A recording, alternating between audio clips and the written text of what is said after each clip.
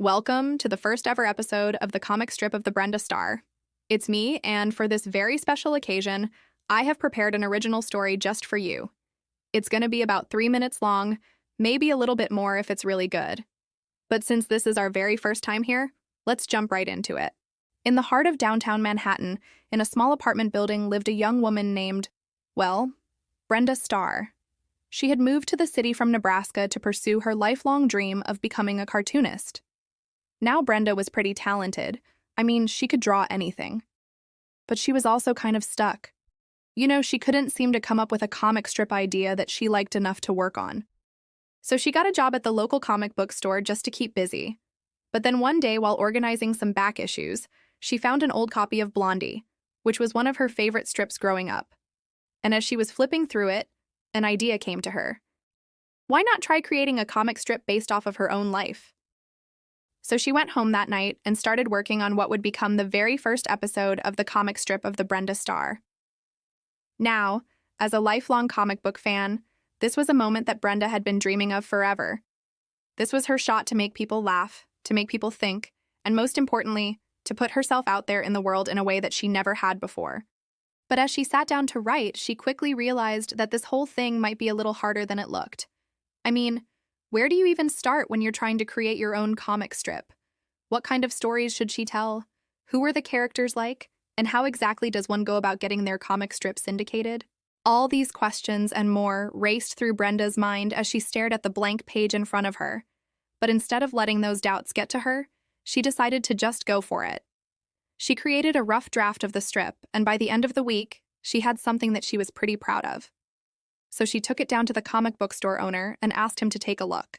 Now he was a nice guy, and he tried to be supportive, but he didn't really understand why anyone would want to read a comic strip about a girl who worked in a comic book store.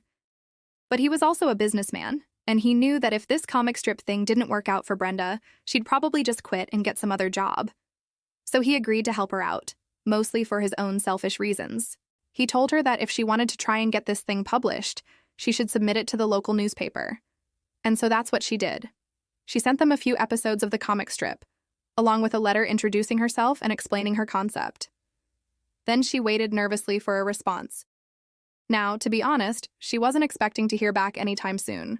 She knew that newspapers were notoriously slow when it came to making decisions, and she didn't want to get her hopes up only to be disappointed. But to her surprise, she got a call back within a week. The editor loved the comic strip and wanted to run it in the Sunday edition of the paper. Now, this was a dream come true for Brenda. Her comic strip was going to be in the newspaper just like she'd always dreamed. But as she hung up the phone, she couldn't shake this feeling that something was missing. Something about the comic strip just didn't feel right. As she sat down to work on the next batch of strips, she kept getting distracted. Her characters seemed flat, the jokes weren't landing, and the storylines felt forced.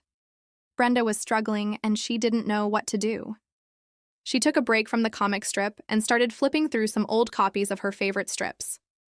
She studied the art, the dialogue, the pacing, everything. And then it hit her. What if she combined elements from all of her favorite strips into her own unique style? So that's what she did.